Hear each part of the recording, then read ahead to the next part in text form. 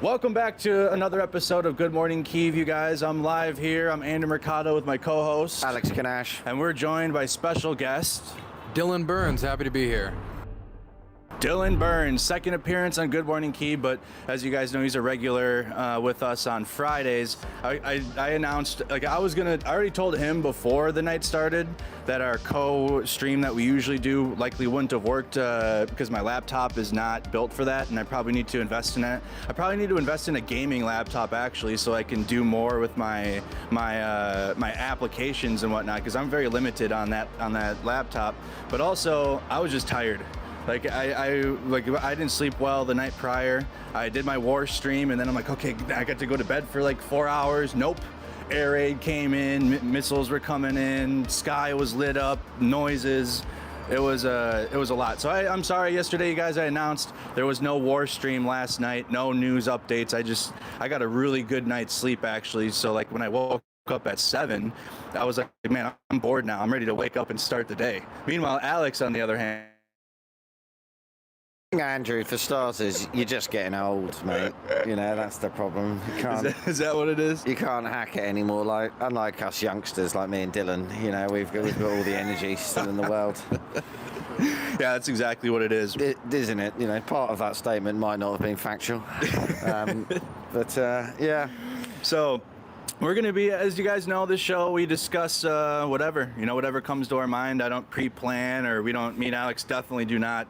Yeah, we do not pre-plan. Like, that'd be too much work, I think. It's lucky I'm wearing clothes, mate, let alone this morning, let alone actually appearing on the show. You know, the struggle is very real at the moment. I've had 2 suggestions from Ukrainians to like, are you going to write your questions down prior? I'm like, well, that would kind of kill the whole purpose of the show, because we literally wake up and then, you know, I maybe will check X or something, or Twitter in the morning, just to see like if something's going on like right now to talk to with our guest. But usually it's just kind of off the cuff, and Dylan's just an amazing person to be able to just have an open flow conversation with. So well, that's it, isn't it? You invite someone of like Dylan's caliber on, he covers for our blatant incompetence, doesn't he? Really, yes, by Alex, actually, you know, knowing something. Alex actually offered this morning. He said, "How about Dylan just sit there and take over the show for us, and we sleep." And we sleep.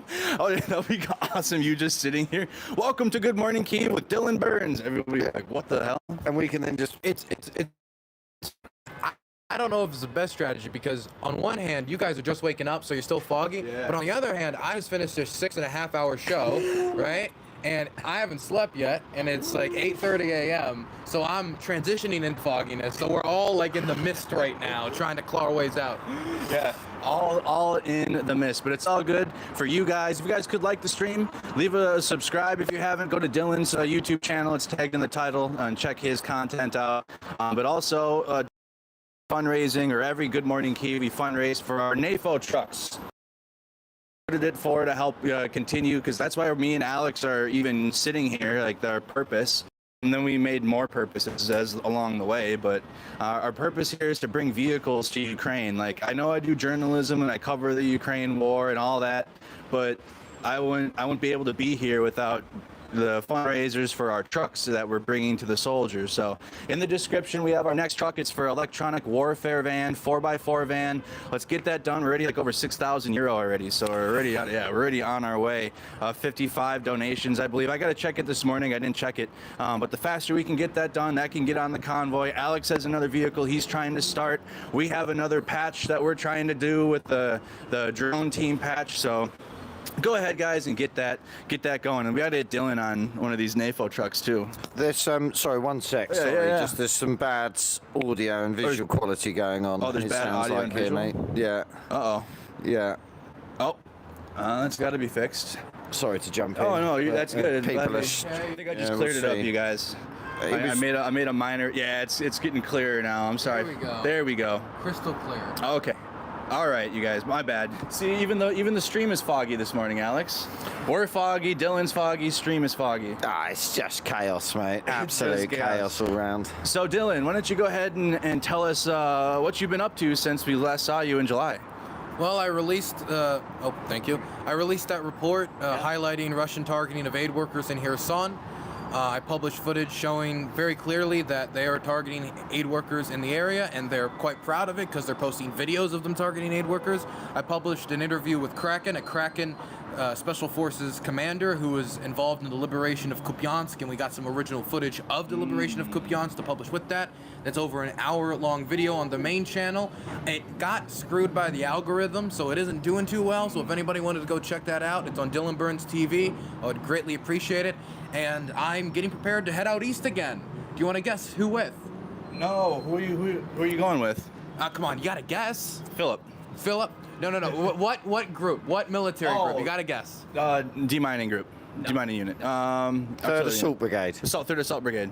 You got it. Nice. Third Assault Brigade. Hey! So I'm heading out east with Azov next week. I'm going to be filming a medical evac that they do. Yeah. Obviously, they do very dangerous work. People get injured, people get hurt, and medical evac is extremely important. And I wanted to cover the process, and I also wanted to cover what type of struggle the evacuation workers who are doing that type of work go through, because that type of work is extremely stressful. You're going to some of the most dangerous locations of the war, not to shoot back at the Russians, but specifically trying to avoid their shots, driving at extremely high speeds. And you know that as fast as you're going, your speeds, that will determine whether people live or die. It's extremely stressful work, and I'd like to talk to them about how it affects them, what type of mental health care services they're getting, and why they do the work they do. So I'm really excited for that embed. It's not the only embed I'm doing. I'm also going to be filming artillery crews, 3rd Assault Brigade artillery crews, and filming some training up there. It's going to be about a week-long embed. I'm going up there with a friend of mine by the name of Patrick Hilsman. He's done some great work in covering the war in Syria. So I'm really excited for this embed. I didn't expect it to actually happen because 3rd Assault Brigade is pretty well known, a little exclusive. Yeah. You know, the cream of the crop when it comes to the Ukrainian military and the quality of the fighting force. But I had a good fixer. I knew the right people, and that's always what journalism in this country is. Yes. It's not being pretty. It's not, necessarily having all the money. It's knowing the people. Yes. You can have all the money in the world if you don't know the people and you don't know how to, rub shoulders with them the right way. Yeah. You're not getting anywhere. Exactly, and I agree with that wholeheartedly, because coming to Ukraine, I had no idea how I was going to be able to go. We and Alex just came back from the east, right? Mm-hmm. I didn't even know how I was going to get to Kyiv, let alone now I'm going to the east and I'm getting to be with artillery units and actually the 3rd Assault Brigade, and it's because of what we're doing on our end, helping out with vehicles. But that's what you said. That's what it takes for me. I'm a random. I didn't really build too much rapport with Ukrainians prior to the war, so I understand. I'm just some guy from the United States, so I feel my way to get connected, and so they can, I'm a trusted individual that just wants to tell their story. But here's some trucks at the same time, or here's some drones. I got you. I'm here to just be your voice as best as I can, the way I see it. Oh, the NAFO trucks is definitely a great way to start conversation. Hey, you want some free stuff? Would you also like to sit down for an interview? Exactly. It's a good way to get an interview. You certainly they've got motivation to do it. I am really excited to go out there, but I wanted to ask you, since you've actually embedded with 3rd Assault before me, I need to ask you, what was the impression you got of them? Oh my God! Professional immediately. They know what they're chill. They know what they're doing. We got to spend time with them in the east, and I got a video coming out too of the range we got to go to, because again, we give these vehicles to them, and they take us out on their range, a group of us to their range, and they send us through a little bit of instruction so we can see how their instructors work and their process, and it's just so professional and precise. No words are wasted. Every action is important. They don't waste any time, and I'm not saying the U.S. military wastes time, because we don't. We have a pretty strong regimen too when it comes to training, but I feel this is so much more effective. I don't know if it was a language barrier, because it made me pay attention more, because okay, all right, but they were able to instruct me how to fire 3 weapon systems that I've never fired before efficiently. Did they do it without any translation? They had, they had the person in our group translated it, anything that I need to know. But honestly, when they were giving commands in Ukrainian and on things, and they were using their hands, I could kind of understand what they were talking about. Journalism has made me appreciate a lot more how much communication is nonverbal, and how much you can really get across with just facial expressions, hand gestures. And honestly, if it wasn't for these 2 hands right here, I don't think I would have gotten as far as I have just at things and saying that, and you know, the few words of English they've learned through movies and stuff like that. But I just remembered, there's one thing I did do. I did do another embed out east, actually, that I forgot to mention. I did work with evacuation of civilians, not medical evac, but evacuation with civilians. I embedded with a friend of mine by the name of Dima, who I was actually with in Kherson. He was the guy who helped John Jones, my friend who was injured, get to safety, and he helped transport them out in an armored car. Very nice guy. A little crazy, if I'm being honest. When we were going out to Chasiv Yar, because we were going to be doing evacuation for Chasiv Yar, we stop outside of the city. He's like, oh, my body armor's busted. And he takes out duct tape, and he just starts duct taping the body armor to his body. This is what the hell? This guy's been involved in evacuation of Mariupol while it was surrounded. This guy's been involved in evacuations since the start of the war. His armored trucks have been hit directly by Russian missiles. He puts himself immensely in harm's way and stays relatively pretty chill about it. I mean, we were in Chasiv Yar, which is very close to Russian positions, and it was constantly getting shelled the entirety of the time we were there. And he was just vibing. I remember, like, there were shells falling, and he stopped in the school. He's like, oh, that's a really cool globe. And he picked it up. He was like, look at this globe. And I'm like, he went, it's like, I want to take this home. This is pretty cool. And the whole city's getting bombed. Yeah. And I guess that has been normalized to him just through so many evacuation jobs. We also went down to the Rehiv access. We went to a Rehiv, and we did evacuation work down there. I got a really strange impression from evacuation work that I didn't expect. I thought that my time and I don't know if this is what we would consider a hot take, right? Hot take in the morning show for everybody out there. Morning show hot take coming in. Morning show hot take. I expected that my time in these frontline communities would make the amount of sympathy I had for the people who are still there grow immensely, and I had the exact opposite effect. And I don't know if you ever have had this effect or had this feeling as well, but I saw the conversations that evacuation staff was having with the locals that were still there, and the back and forth debates. And it was extremely frustrating to just have him say, this city is under constant bombardment. It's extremely dangerous. We want to get you out of here. Your life is in danger. The life of people who are coming to you to bring you supplies are in danger to continue helping you here. You gotta leave. Soldiers can't take up positions here because they know that civilians are hurt. And it's like, well, no, you know, everything will be fine. Everything's okay. Don't worry about it. It's fine. But then a lot of times they'll follow up by asking for more supplies. And I'm not saying that they shouldn't get supplies. I'm not saying that they shouldn't get help. But at a certain level, that stubbornness is not only endangering them, but it's also endangering the aid workers that are necessary to help bring them the supplies and bring them what's necessary for them. And from my conversation with aid workers, that's a problem and a frustration that's sometimes very hard for them to express because they don't want to make these people feel bad and then not take the aid, because for that, if they weren't to take the aid, then maybe they would run out of water, run out of food, run out of medical supplies. And if they get hurt, which is likely in the places that they're living, that'd be a major problem. And Dima worked very hard to make sure nobody ever felt ashamed because of their decision.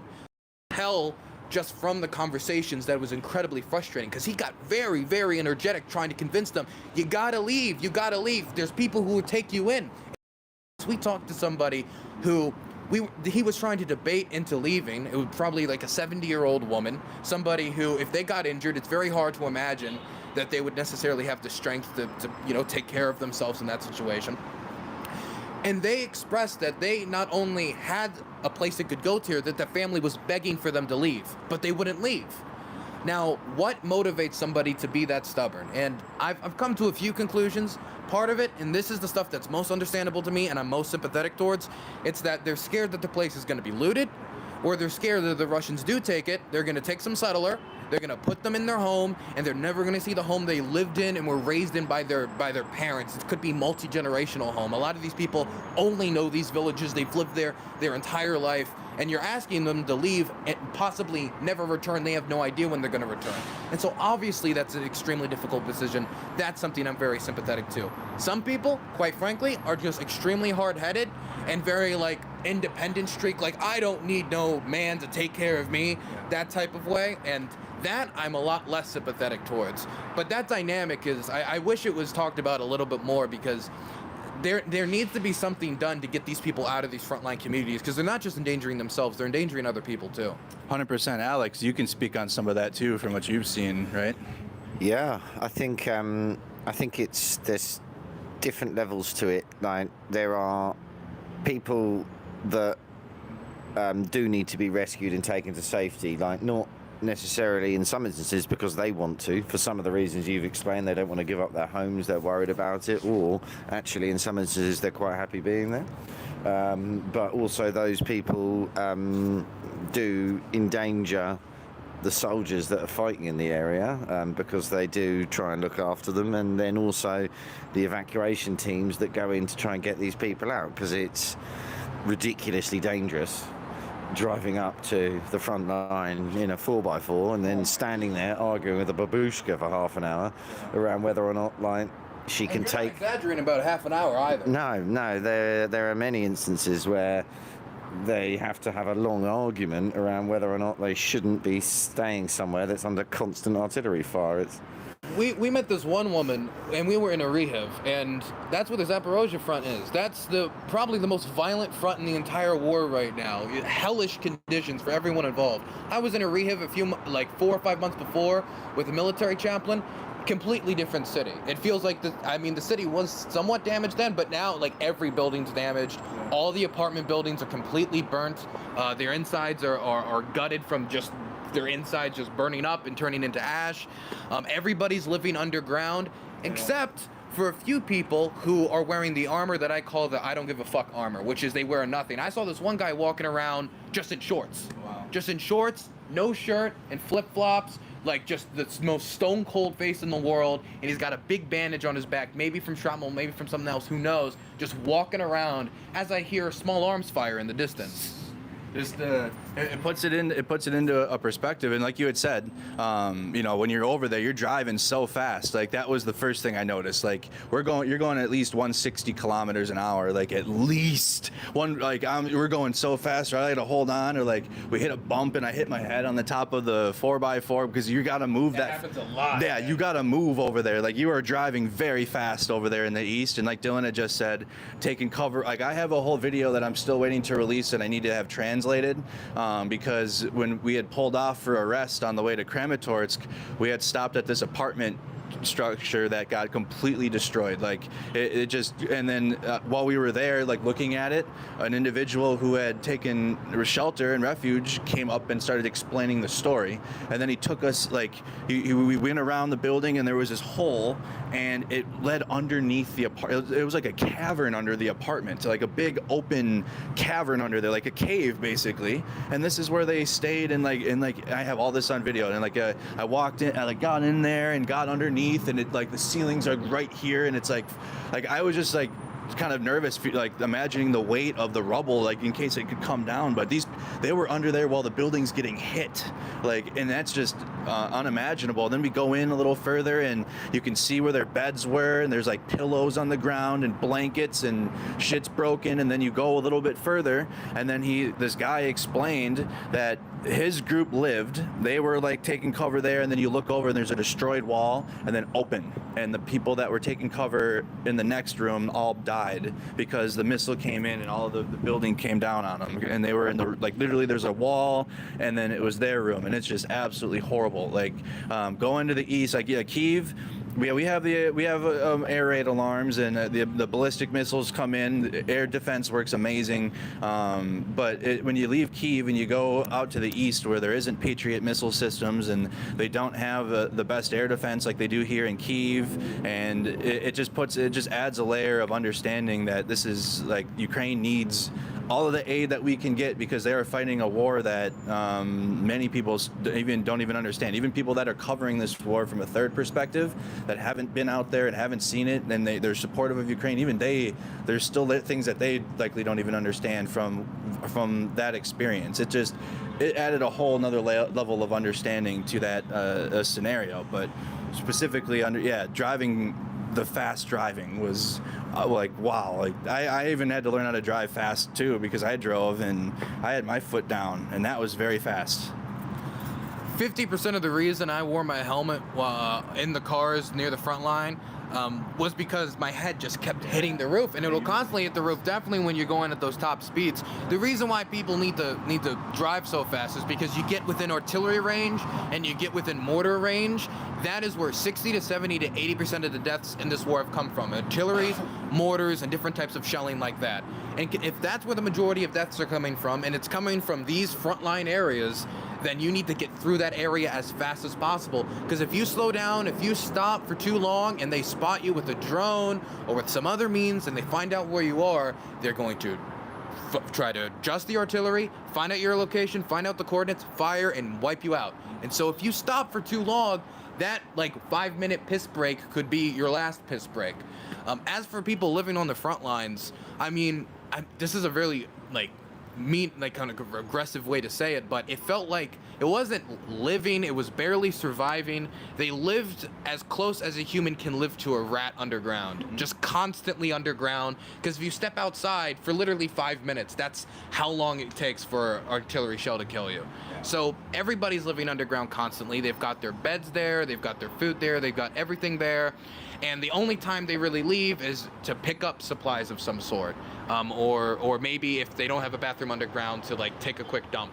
But they live constantly underground, usually without power, many times without a means of communicating with people outside of these regions too. If electricity's out and they don't have charging blocks and there's nobody coming by with a charging station, communication with these people can be knocked out quick, and that's very, very terrifying for the families who are in Kyiv, who are trying to convince these people to leave. But it's not living out there, it's barely surviving. Exactly. It's a different environment, you guys. Different environment. And I have video of all that I will post on the YouTube channel eventually. I'm working on our range video, which is going to be a good one, like a badass video, but the more serious ones of us spending time at this apartment, and then going to the artillery position are 2 videos that are going to be coming out later. Alex, why don't you go ahead and give us the weather break, and then we'll dive in. I want to ask Dylan about Poland. Well, I mean, it's looking like it's starting well today, isn't it? The blue sky is back, the British grey has gone, and it's looking like it's going to be a pretty hot day here in Kyiv.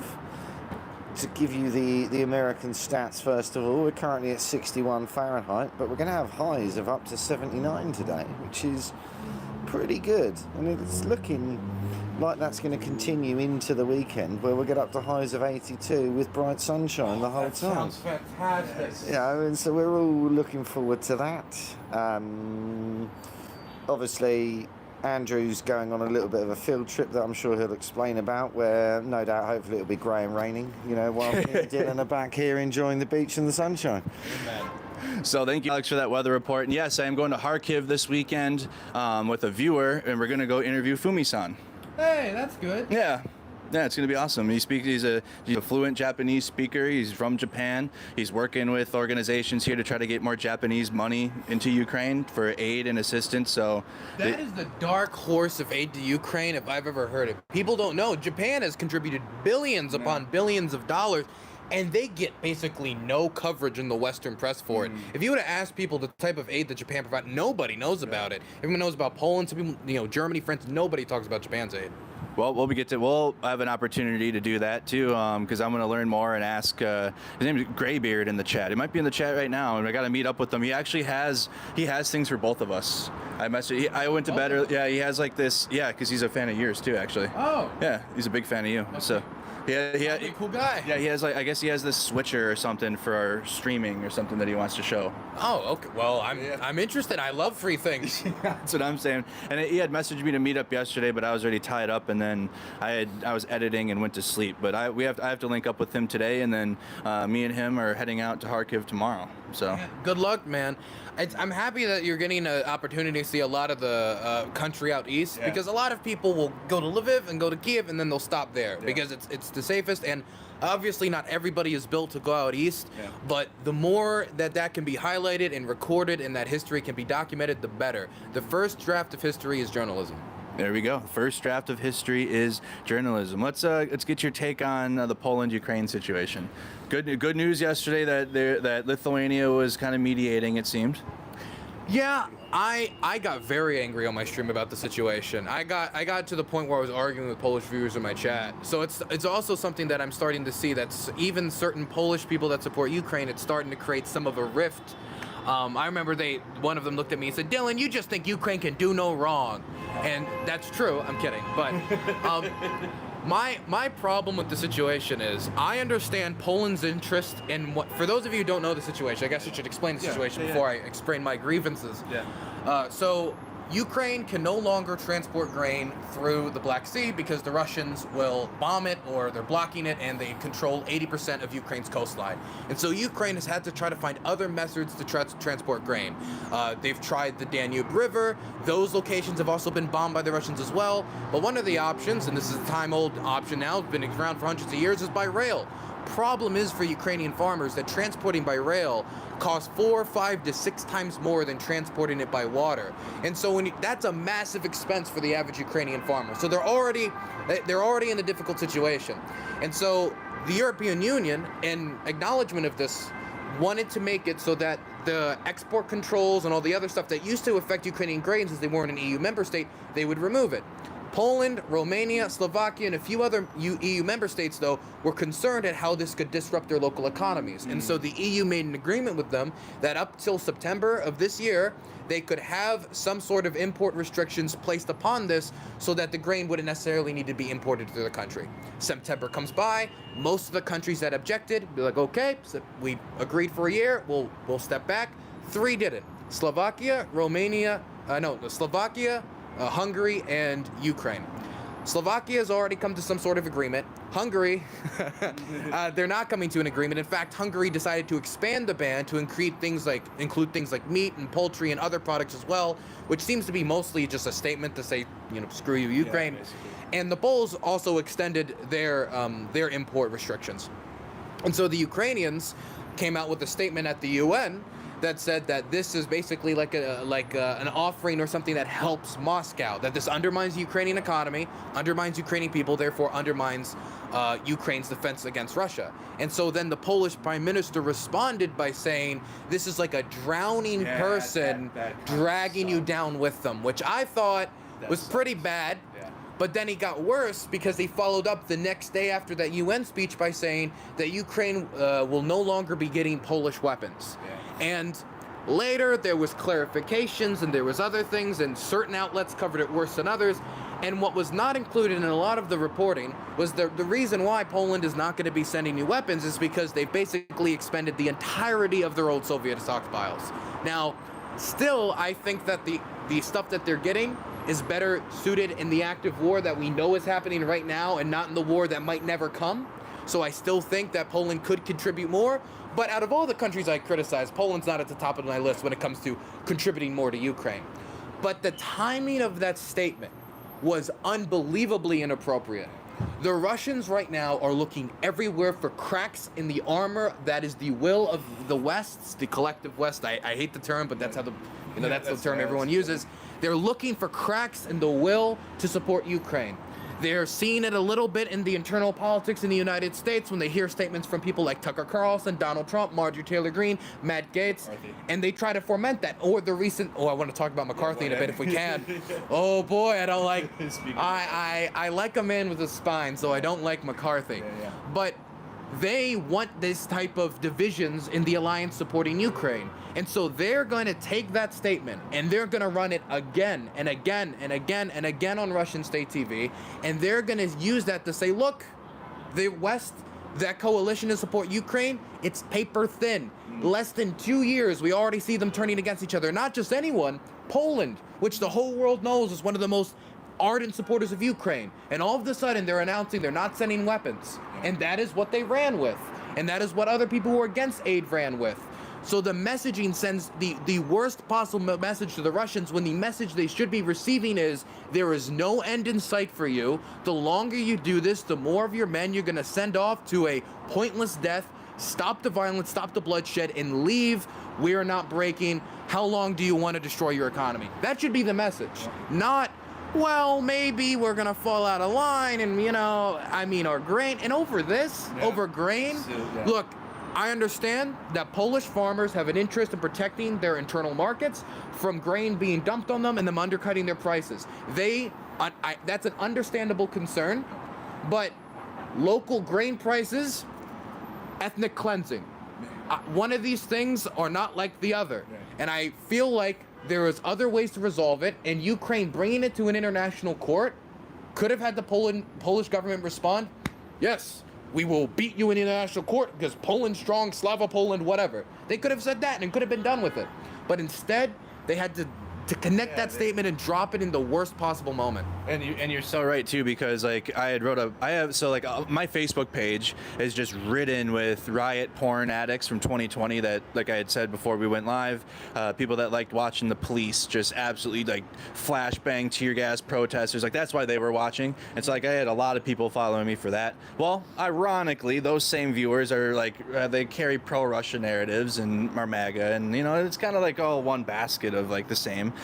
So I even in my comments, because I had wrote last night before I went to bed, we need to be sending everything that we can to Ukraine, and like put the Ukraine flag on there. And most people agreed, but my comment section, there's like 400 comments, and most of them are like not supportive of aiding Ukraine, and many of them were using Poland not sending weapons as like, well, look, even Poland's not sending weapons to Ukraine anymore, and it's exactly what you were talking about. It's that crack, it's that rift, it's that, and then Russia will use that as the avenue now. Like, okay, now we have a new narrative we can use. Poland isn't going to aid Ukraine anymore, so we're going to lean into that.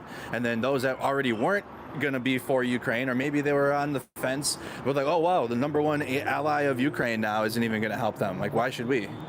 The best thing everybody involved in this grain kerfuffle can do right now is de-escalate the rhetoric immediately. And that means both the Russians and the Ukrainians, everyone, just resolving this either behind closed doors, resolving it in the international court, which is what the Ukrainians want, or resolving it through some third-party intermediary in Europe. That is what they should do. This public back and forth jostling, which the Polish government, the Law and Justice Party, and I'm going to be frank here, I think is doing it largely for political reasons. The Law and Justice Party's hold does not look fantastic.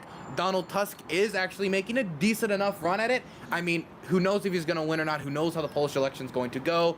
Polling is not necessarily always the most accurate, but they want to push this message because the Law and Justice Party, the ruling Law and Justice Party, a very, I would say, pretty right-wing party, wants to win over the rural farmers. And the rural farmers are concerned about this, so they want bellicose rhetoric from their politicians, and this is the result of it.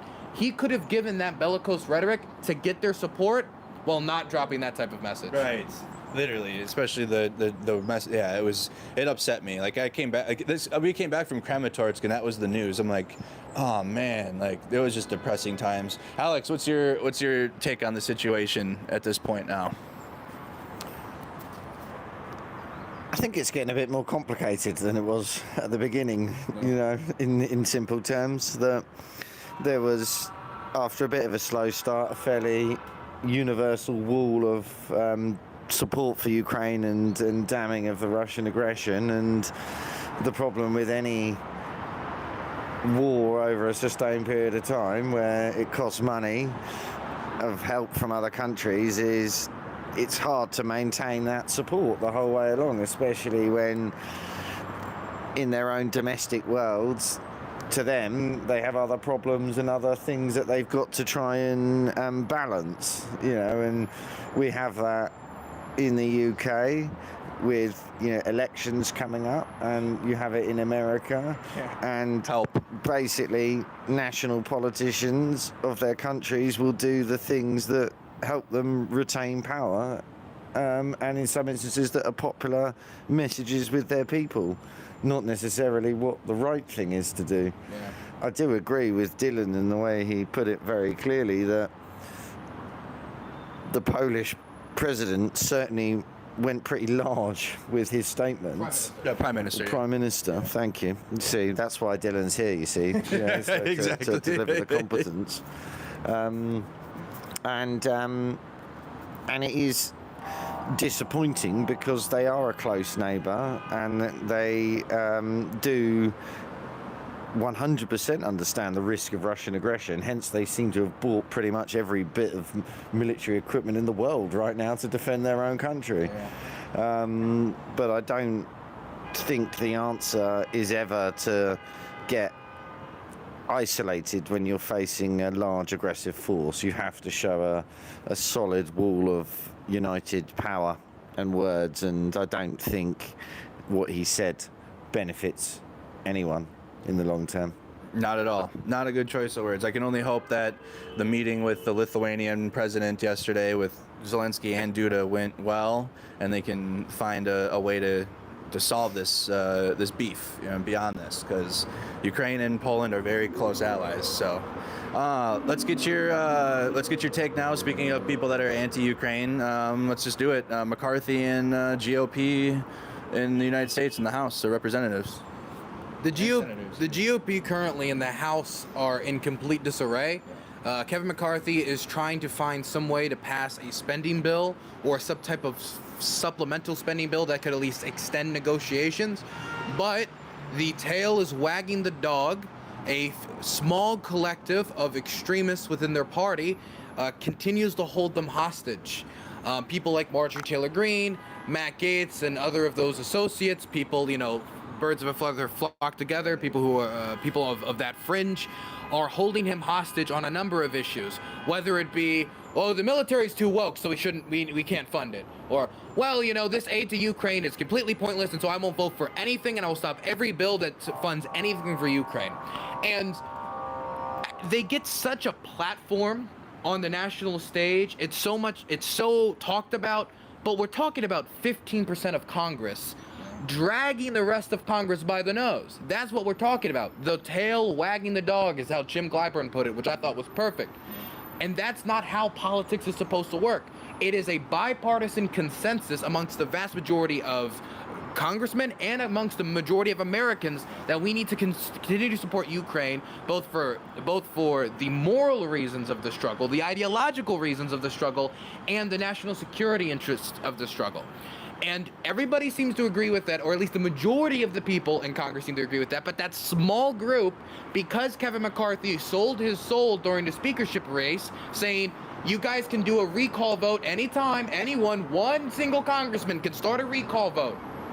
Once he made those deals with the devil, well, those devils have claws in those contracts. And now he's looking at the claws and he's getting frustrated. I'm being told from some of my friends on the Hill that he's cussing people out in private meetings. I remember once there was this, I think the story I heard was Matt Gaetz was suggesting new alterations after concessions had already been given, or was something with one of those fringe officials, and they started to float the idea of a new speaker vote. And he said, then call the fucking vote, was his response. So he's getting a little angry, he's getting a little mad, a little salty, but he made his bed and now he's lying in it. The problem is, it's not just Kevin McCarthy getting humiliated with votes that we haven't seen ever in the United States, of the Republicans with the majority failing on their own defense spending bill. How does that even happen?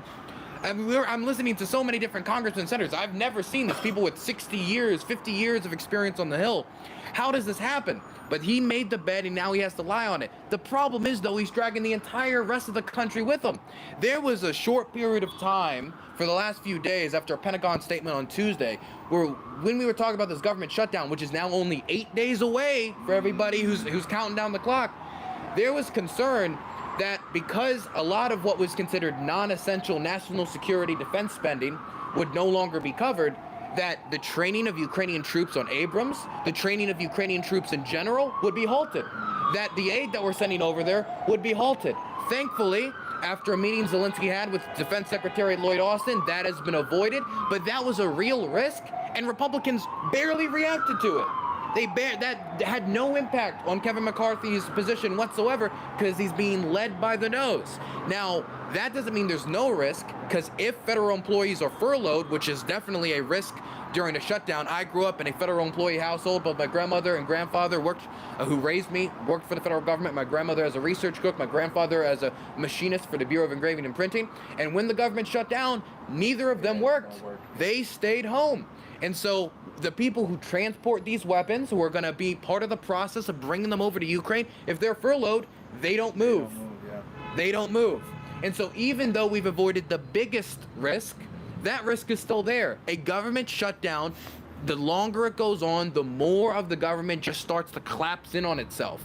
And we need to stop playing footsie with the government going bankrupt. We need to stop playing footsie with the government shutting down. Not only is it bad for Ukraine, it's just bad for governance. When you're talking about somebody wanting to invest in American bonds, we're talking about the world reserve currency, a powerful dollar. Do you think that inspires confidence to see congressmen every few years playing footsie with shutting down the country this way? No, it doesn't. It doesn't inspire confidence in investors. It doesn't inspire confidence in the American public, and it hurts the American economy, and it also does things like shut down national parks all across the country.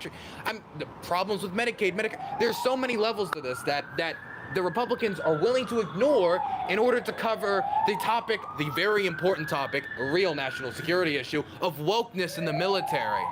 Or, for example, Senator Tuberville, the football coach, Mr. Pigskin, he is willing to stop all these officer appointments in the government, in the military. He's willing to slow down the Joint Chiefs of Staff being appointed, the new head of the Marine Corps. I think over 300 to 400 different officers of varying levels, which used to be bipartisan approval.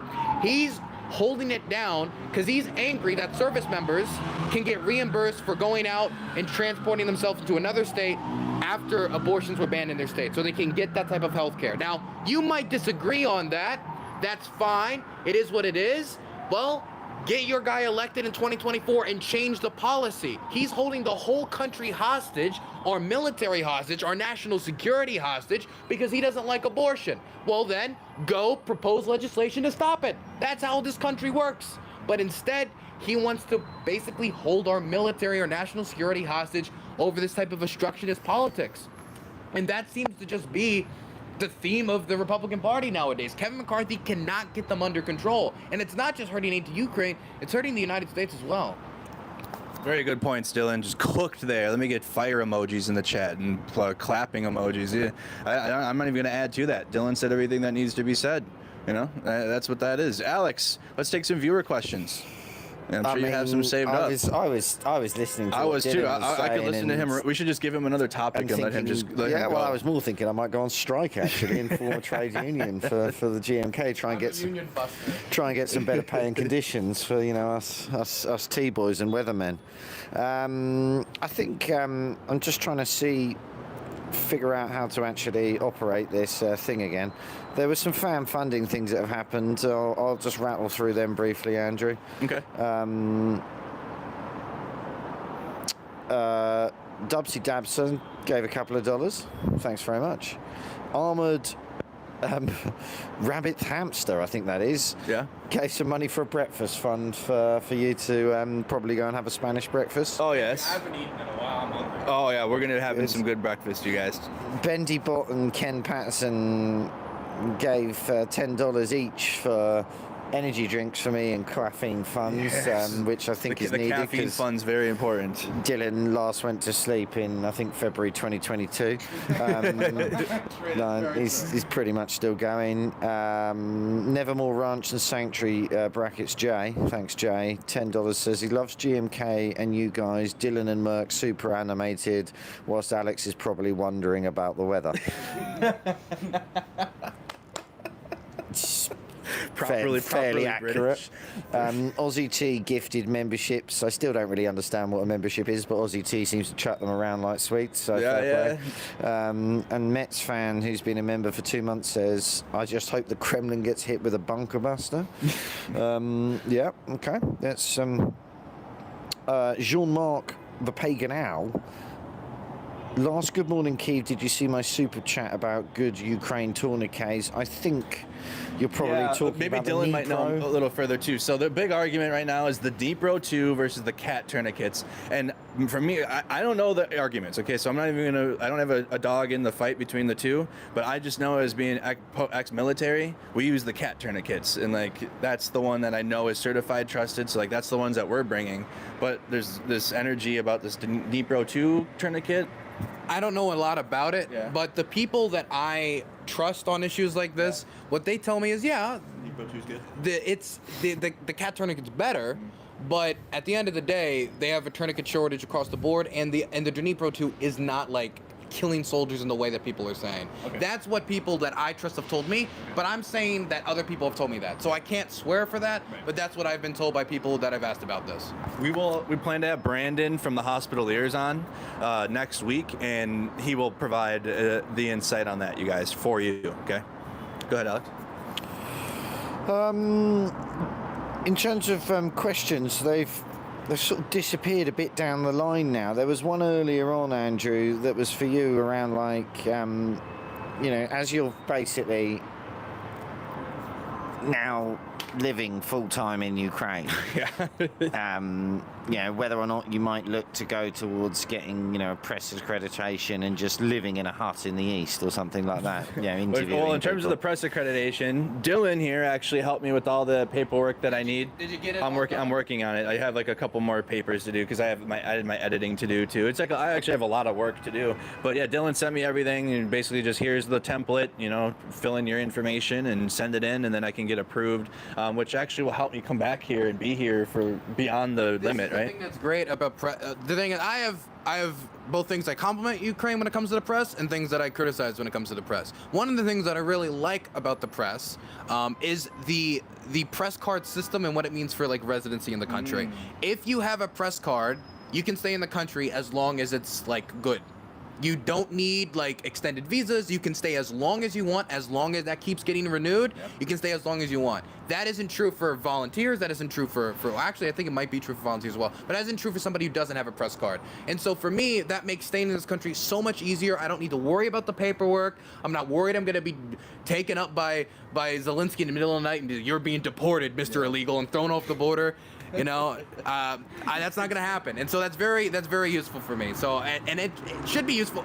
It would be useful for you, I imagine, as well. Yeah, it absolutely would be. So I can, because like, as you guys know, without a visa or anything, like we can only be here for 90 days every 180 days, and like, I'm well within that, but they add up really quickly, and that would suck to like, even though I'm coming like every other month, I'd have to wait like 180 days. Like if I hit the limit, then I couldn't come back for like 180 days again, and that's like a long time. So yeah, I got to get this press card done. I think the Ukrainians realized very early on, and maybe this is again the marketing genius of Zelensky. You can believe that maybe an actor isn't the best economist in the world or whatever, but one thing that everyone agrees that he's good on is marketing, and he knows it because he has an experience in media. He knows marketing, he knows media, and the Ukrainians understood that if they wanted the world to concentrate on Ukraine and pay attention to Ukraine, they need to make it relatively as easy as possible for journalists to be here when these big stories happen. If I didn't have that press accreditation system, maybe I wouldn't have been here during Kherson. Maybe I wouldn't have been able to go down there and cover what happened and get that footage of those war crimes, have that history documented. And that's true for a lot of other journalists that go through the press card system. So I think it was a really smart move by the Ukrainian government. And I can't wait to get that accreditation because it's going to be it'll be very helpful. All right, Alex, let's continue. A few more, about 10 more minutes. Just a question on roles in the U.S. government. There's a question here around: is there a term of office for the U.S. security advisor position? I think the guy's called Sullivan. Is that right? Like someone's asking: is there any hope that he'll be replaced by someone more sympathetic to Ukraine? Probably not. It's not a term thing. It's like an appointment thing. So they get appointed and they can stay as long as they want until Biden dismisses him. So unless Biden says Batko nash Zaluzhny, gout, and I doubt he's going anywhere. It's like serving at the pleasure of the president is what it's called, basically. Zelensky. Sorry, I'm tired. Biden. We wish. Biden is somebody who I think is very much like, we all need to come together. Come together, man. Come on, Jack. Come on, Jack. All this division's a bunch of malarkey, man. And so I would imagine in his mind, and this is me assuming his intentions, in his mind, he would like to have a critical voice in the room when somebody's yelling, attack him, to say, well, slow down. Yeah. And I think that's probably like the mentality he has about it, which in this case I think is not as good. But I don't think Jake Sullivan's going anywhere. Yeah. All right. Greybeard might have some help as well on the visa thing, but I think you're going to meet him later. Yeah, so you can chat about that. Someone's asked, is United 24 a real thing? So they responded back, and the way that they put it was they want me to put videos in my community tab or something. I have to look into it further, but then also we're going to talk with Starsky tomorrow, and I'm going to like show him the stuff and like ask him if like this is something that's going to be. I worked with him. I can tell you what it was like. Okay, cool. Now Dylan will help too then. So we'll double check, triple check. It looks like good news. Another YouTube channel announced that they got the same thing. So I'm assuming that it's legit, but with everything, we got to double check and verify. And if it's nothing, and even Dimitri messaged me. I think you got. I saw the email. I think you got literally the same guy I got. Oh, so a lot of us are getting contacted by this communications manager, I guess, or whatever. Another YouTube channel made it seem like they were bestowed upon by God, or like the Ukrainian government were finally recognizing them for their hard work. I mean, it was created. I believe United 24 was created by presidential decree, so it is like very obviously affiliated with the Ukrainian government. And so I don't think I would ever work for them because I'm very much about like editorial independence. But if they want to give me a good content to go interview someone, I'm not gonna look that side-eyed. Exactly, that's what it is. Because if we have to enter something like Dylan said, where it's like we can only do stuff for them, I'm not gonna do that. Because I mean, I will support Ukraine, but I don't want to be tied down by the government here.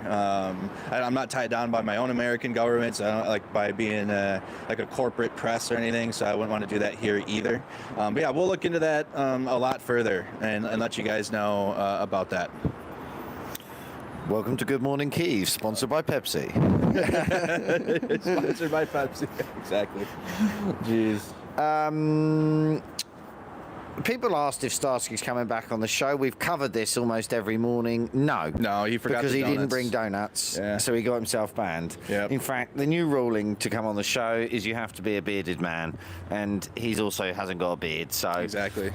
yeah, it's But It's a reasonable regulation. I mean, I try to be fair and reasonable with my decisions. But he's both. He both has no beard and is bald. That's too much. too much. Mate, two L's. We two have to check marks. maintain standards, don't we, Dylan? I mean, you can't have men with that little hair when we've clearly got so much. It just makes us feel uncomfortable. Some people would argue though it's a counterbalance. It is. It could be. It could be like an equilibrium thing. But we don't want balance. We just want like a dictatorship and of Good Morning Bearded Men of Kyiv. That's fair. live. Yes. That's fair. Maybe we can do like a second status citizen, like a caste system of hair and beard. I think so. I think, yeah, absolutely. You know, like as long as they appreciate that they're not like the god-bearded men that we are, and they're not there's a equal to us. Yeah. Maybe they can they have to sit on the floor when they're on the show or something. Yeah. You know, like I don't know. Absolutely. Yeah, it's we're about equality. But Starsky's coming on tomorrow, though. He'll be on tomorrow with a beard. Starsky's watching right now, applying the beard ointment right now. We've got to Comes on, get. it's just like black marker. We've got, A little like twirly mustache. he has to turn up like that. Like, absolutely, perfect. I think beyond that, everyone enjoys Dylan's energy when he talks about things. I actually start sweating and panicking personally, because I'm like, You don't want to say the wrong thing. I just don't. I need more energy, so I'm just trying to sort of feed off Dylan's. For me though, it's like certain topics like provide me like a energy basically. Like if it's a topic that I absolutely don't give a shit about, I will not I will be tired, or I don't care, like I'll look away. But for me at least, when it comes to something like Ukraine or like things I actually can talk about, like I'm like you, where I'm just like I drink coffee basically, but in my brain or something. Well, yeah, I mean, like the war is my life at this point. Like it's everything I think. I mean, when I'm not here, all I'm thinking about is here, right? All I'm talking about is here. All I'm looking online is more footage from here. Yeah. So it's I fill myself with as much information as possible to the point that I feel like I'm gonna burst. That's what I wanna do. So when I come on shows, I can just do this. Also, I like doing shows with other people because I'm used to streaming online by myself, looking into the camera and talking to people through Discord. Being able to do a show in person with other people is very, very nice. I sure love it too, because me same, because I'm at home looking through the computer screen in the U.S. talking about Ukraine, and it's like I'm so far away, and I don't have and being here is so much better because like you're here and you can see people and talk to them, and it's just a good time. A couple more, Alex, and then we'll call her and go get some breakfast. People are they're just interested in you, Dylan, and like your educational background. Like, have you done like a journalism course or anything like that? Like, what's your I dropped history? out of college to come to Ukraine. Nice. It was a very expensive decision. It basically yeeted all of my savings, but I don't regret it. I do it a million times over again. This is a learning experience I can never get in any classroom, that no journalism teacher could teach me unless they want to host the best. You know what? Maybe this is how journalism should be taught. Maybe somebody brings everybody here and gets a bunch of students killed. No, that's a brilliant idea. I immediately recognize how stupid that was. But no, I dropped out of college to do this. I was gonna study international relations. I did, while I was in high school, like taking like an international relations course because I excelled enough in high school to be eligible to go to the University of Maryland and do that. But now I dropped out before I finished college. Didn't even get a 2-year degree. Yeah, same actually. I can empathize with that because I also dropped out of college. I went to college again as an adult, a grown man. After I got out of the military, I tried once, didn't work out, and then I got my life together, and then went back to school again. I had a 4.0 GPA. I was heavily involved in organizations, and I was the president of a club, a treasurer of another club. I was doing great. And then the riots and the protests happened in the U.S., and I said, all right, well, that's what I'm doing. I'm not going back to school, and now here I am in Ukraine. I've relative to a lot of other experts in the field, my age is going to restrict me just because I only have had so many years to learn, period, right? And the more I do this, the more I learn, and I want to just like always remember that I wasn't born here. I don't have the same experience as people who were born here, and I need to continually learn about the local culture, local customs, and I'm determined to eventually learn the language. But so far, all I know is nationalist slogans. So I need to start learning words like ice cream and not like Batko Nash Bandera, Ukraine, and stuff outside of that. So I think the main reason why I'm so focused on this is since I was in high school, I was interested in foreign policy and specifically like interested in the history of conflicts and war, and I was concentrated on the war in Syria while I was in high school, and I would follow it using open source intelligence. I think it was LiveMap that I used, which is not as good as what's the map software we both use that is good? I use the Study of Wars now, and then I also use the Deep State map. Deep State, that's the map I use. I love the Deep State map. I like that it says Deep State just to trigger people that are in Tom Clancy world because they see that and they'll be like, the Deep State's real. They have a map.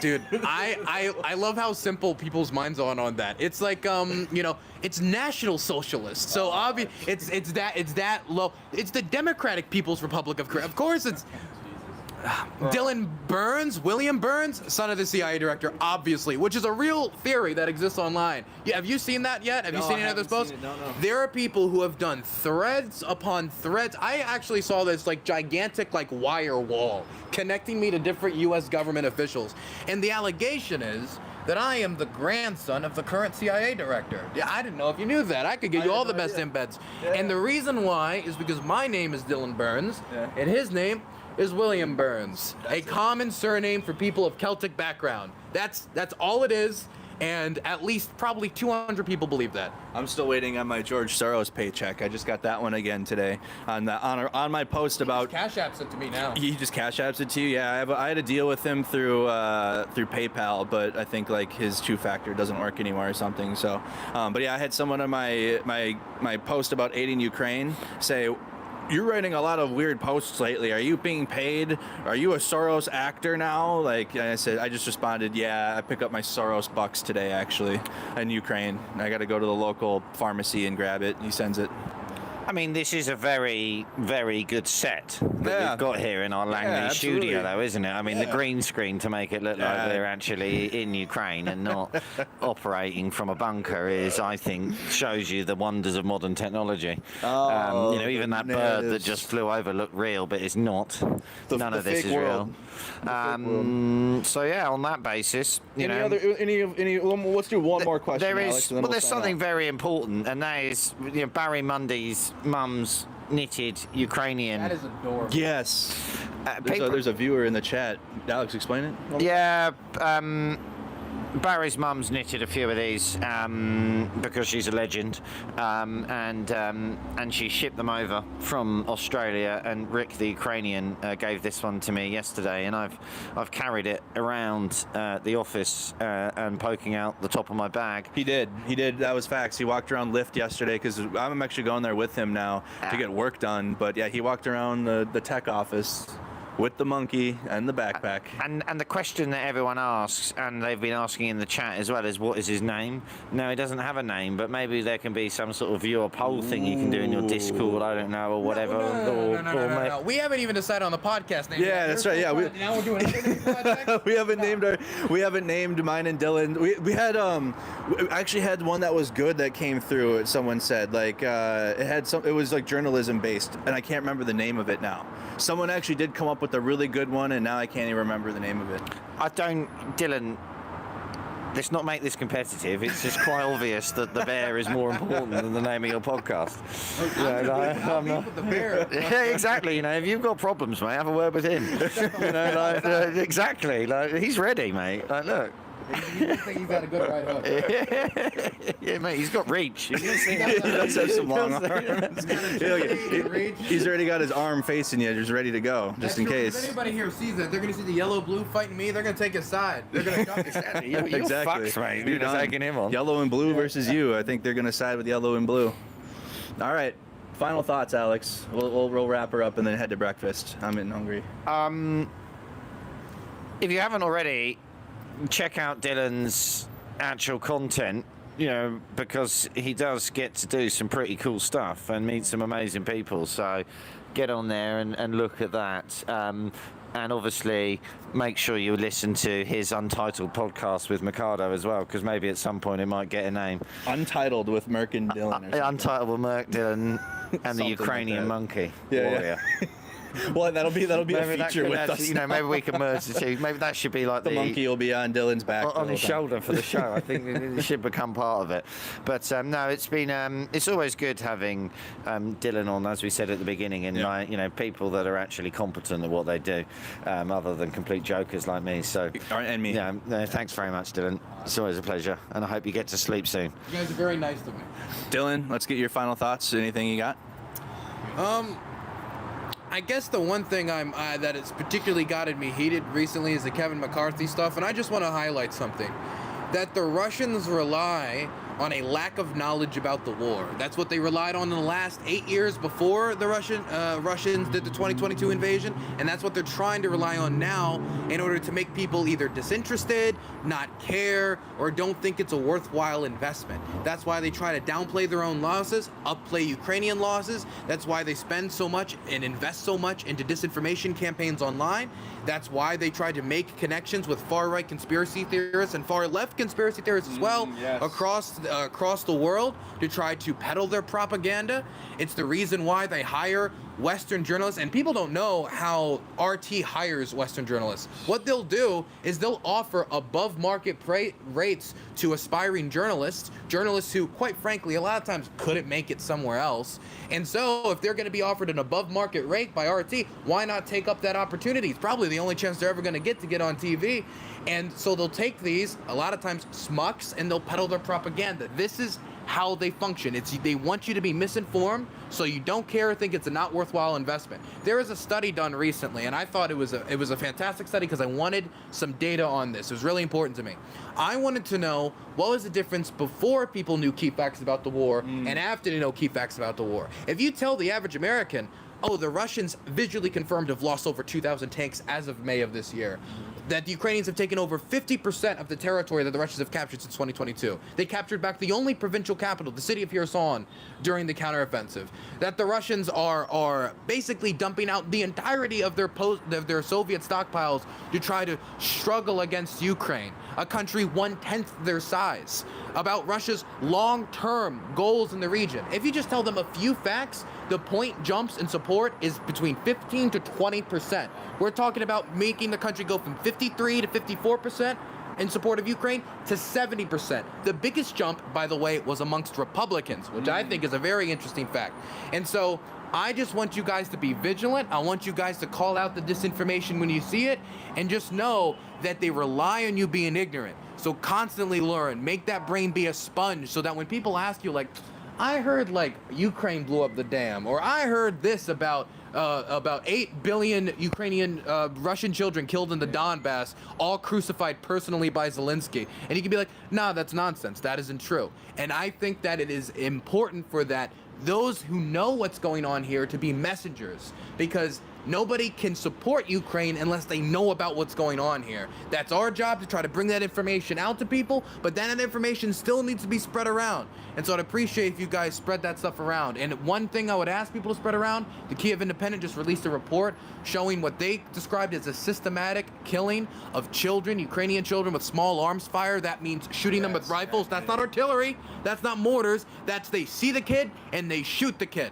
That type of stuff, if known by the wider American public, instead of the nonsense that has been pushed by charlatans like Tucker Carlson, we would see support for Ukraine spike immediately. Being informed and being in the know is very important. Challenging your thinking. That used to be my slogan. Like when I first started my media, that was challenge your thinking. Because during the protests in 2020, I'd be out there and I would stream all of it, like from start to finish. Like we'd start, like while the protesters were like gathering and kind of chilling, I'd be off to the side and just like film the wide picture of them just standing there, to the marching, to the very end, to me going home. Like I literally was live for hours, and I'd still have people like telling me what the protests really were about and yada yada yada, and they'd listen to Tucker Carlson or other people, and I'm like, why? Like I am providing this, I'm providing the information for you unfiltered, so you don't even need to listen to some talking head about it.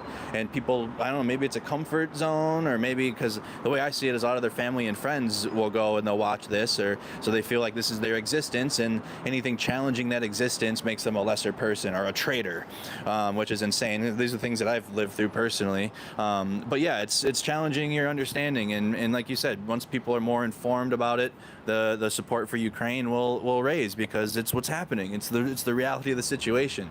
Ukraine's liberated 50% of the territory. Dylan already talked about it. Kherson liberated, and right now in the counteroffensive, which I talked about 2 days ago, but I didn't last night. But Ukraine and around Robotyne in Zaporizhia, they're gaining ground there. Bakhmut liberated 2 villages last week in Klishchivka and Andriivka, and they're moving towards the T-1302 highway, which will help them encircle Bakhmut. Like, things are happening, okay? Ukraine is on the advancement. It's just political.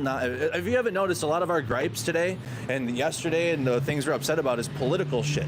Like with Poland and with McCarthy, or like politicians are muddying this bullshit, where Ukraine needs ATACMS, number one. Hopefully Biden and Zelensky can come up with ATACMS during the visit, but they need demining equipment, artillery, they need munitions, vehicles, drones, and the military will help carry out the victory that they've been carrying out since last year. The aid just needs to continue, and we can't falter with that.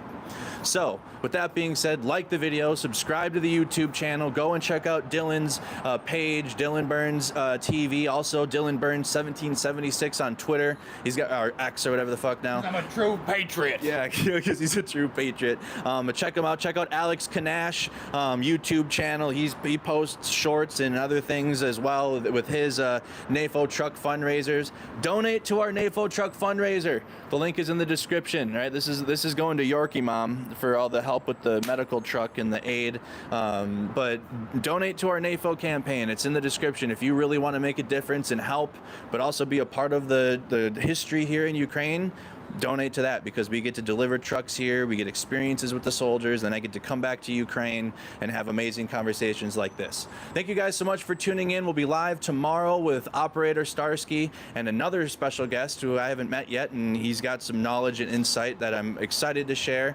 Kharkiv content's coming, range content's coming, lots of stuff, you guys. Thank you so much, and I'll see you guys on the next one. Slava Ukraine. Heroam Slava. Bye, guys.